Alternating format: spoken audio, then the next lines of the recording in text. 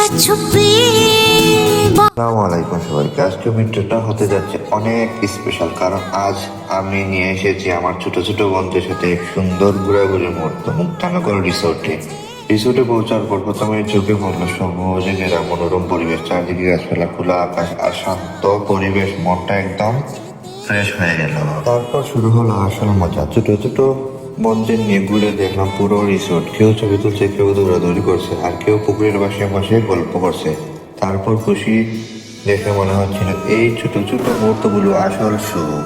আমরা একসাথে অনেক ছবি তুললাম, কিছু স্মৃতি ক্যামেরা বন্দি করলাম যা অনেক দিন মনে থাকবে।